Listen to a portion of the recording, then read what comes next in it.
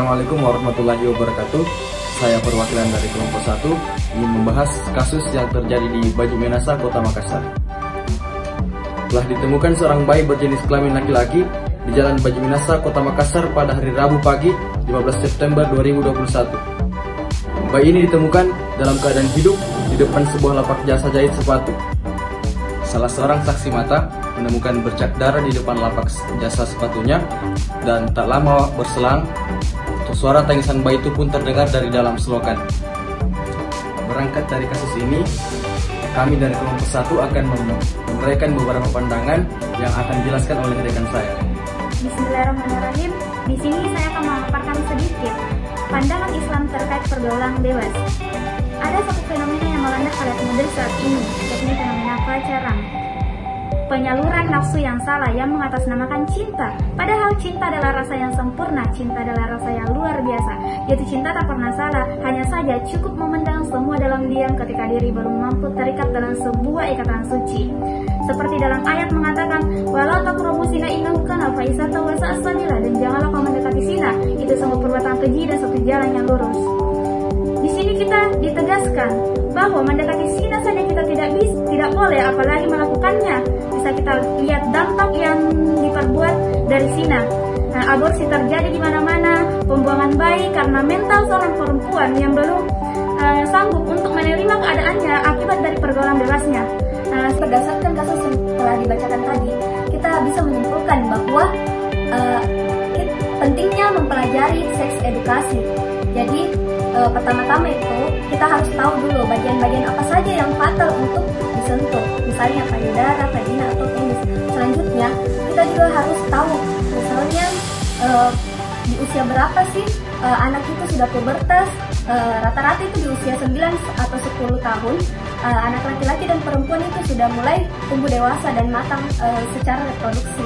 Selanjutnya aktivitas seksual, karena lelaki dan perempuan ini sudah ada kecenderungan untuk saling menyukai. Di situ dia perlu kehati-hatian untuk tidak melakukan hal-hal yang berbahaya seperti berciuman ataupun berpelukan. Terakhir, kita juga harus tahu bahwa ada kekerasan atau pelecehan seksual. Kita bisa tahu dari misalnya ada godaan-godaan ataupun tingkat-tingkat aneh dari orang-orang. Kita harus lakukan mawas diri dengan berteriak ataupun cari perlindungan di sekitar. Mungkin hanya. Menurut kami, kasus ini juga terjadi karena kurangnya pendidikan moral, terutama dalam hal tanggung jawab, membuat pelaku dengan mudahnya atau dengan ringannya membuang anaknya tanpa adanya rasa tanggung jawab.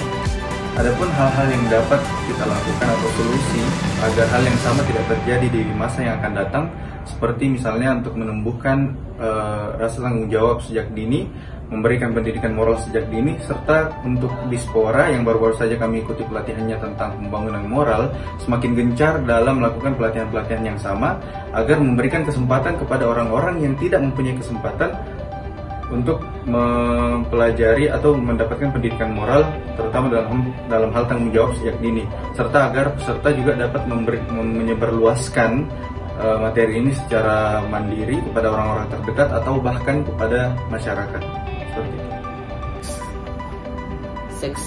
Seks bebas atau dalam hal ini kasus penemuan bayi, pendidikan gender menjadi salah satu solusi yang bisa mereduksi persoalan ini.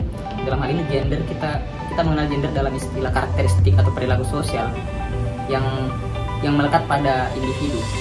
Dalam hal ini, pendidikan gender yang dimaksudkan adalah yang mengatur dua hal, yaitu sexual attitude atau perilaku seksual dan gender attitude atau gender atau perilaku gender. Dalam hal ini, menurut Sigmund Freud, perilaku seksual itu mempengaruhi kecenderungan gender. Bagaimana gender bisa terbentuk, karakteristik gender bisa terbentuk daripada kecenderungan seksual yang dilalui individu berdasarkan informasi-informasi yang setiap hari dilewati. Misal seperti individu melihat bacaan, informasi yang sifatnya berbau sensual. Baik, adapun suatu solusi dari saya memandang kasus hal ini, saya ingin mengantar kepada hal kosmologi perempuan tentang bagaimana alam memandang perempuan dan proses penciptaan perempuan. Dalam suatu hal, misal, mengapa Tuhan menciptakan perempuan? Tentu dalam hal itu, Tuhan mempunyai makna ataupun alasan yang mulia dalam menciptakan perempuan. Terlebih lagi, perempuanlah yang mengandung dan perempuanlah yang mempunyai legalitas surga di telapak kaki ibu. Jadi berangkat dari teori itu, sebagai solusi sudah seharusnya perempuan menyadari bahwasanya Allah memandang perempuan itu sebagai sosok ciptaan yang dimuliakan, sehingga dalam hal itu perempuan harus mempertahankan sisi kemuliaan itu dan menarik kesimpulan bahwasanya perempuan atau wanita itu lebih berharga daripada surga, dunia, dan seisinya. Jadi untuk membentengi diri kita dari perbuatan zina atau pergaulan bebas atau semacamnya, marilah kita menambah ilmu, iman, dan takwa. Sekian dari saya, jangan lupa istighfar hari ini. Wassalamualaikum warahmatullahi wabarakatuh.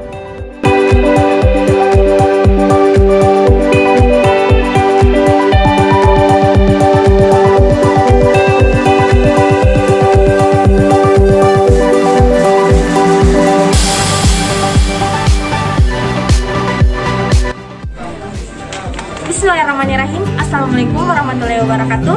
Kami dari kelompok 2 akan membahas tentang salah satu komika Indonesia. Beliau adalah seorang pelawak tunggal dan aktor berkebangsaan Indonesia.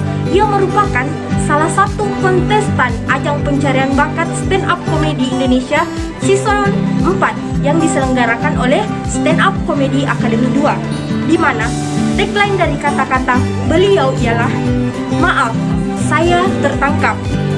Awal mula kronologi, ia mengkonsumsi sabu-sabu dan tertangkap di Kasat Narkoba Polres Metro Tangerang Kota AKBP oleh Pratomo Widodo berawal dari informasi masyarakat, di mana Sat Narkoba Polres Metro Tangerang Kota menangkap komika pada Rabu malam. Kasat Narkoba Polres Metro Tangerang Kota AKBP Pratomo Widodo mengatakan bahwa beliau ditangkap di perumahan di daerah Padegangan, Kota Tangerang, di mana ketika ditangkap beliau masih dalam pengaruh sabu. Selain itu, dalam kasus ini polisi juga menangkap seorang perempuan yang berinisial WLG yang merupakan seorang penyuplai sabu.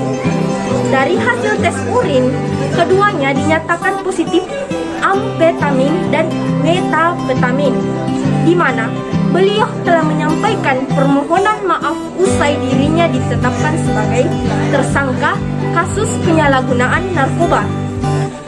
Ia mengatakan bahwa saya juga ingin meminta maaf kepada orang-orang yang menikmati karya saya. Mohon bersabar dulu karena akan agak sedikit tertunda karya-karya yang bisa teman-teman nikmati, kata beliau. Kini beliau menjalani rehabilitasi di Rumah Sakit Ketergantungan Obat Cibubur, Jakarta Timur. Putusan rehabilitas yang diberikan karena beliau dinilai sebagai korban penyalahgunaan narkoba. Sebagai Satuan Narkoba Polresto Tangerang Kota AKBP, Pratomo Widodo mengatakan rehabilitas tersebut merupakan tindak lanjut atas permohonan yang diajukan oleh beliau. Itulah tadi big data yang dapat kami simpulkan, di mana solusi dari kelompok kami ialah yang pertama yaitu mengadakan edukasi dan solusi di lingkungan masyarakat tentang dampak dari narkoba tersebut, dan selanjutnya memberikan pendampingan terhadap pelaku penyalahgunaan narkoba serta menjaga agar pelaku tidak lagi menggunakan dan mengulangi hal tersebut, dan selanjutnya menjaga hubungan selanjutnya yaitu para pengguna narkoba dapat menjaga hubungan dan keseimbangan yang sehat antara aktivitas fisik dan moral.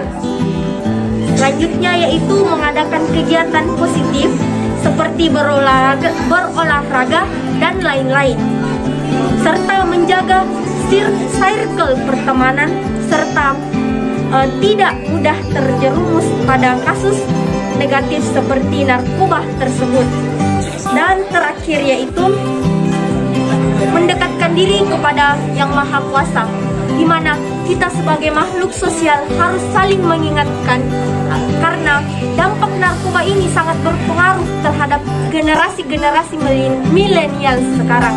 Mungkin hanya itu yang dapat kami simpulkan dari kasus beliau.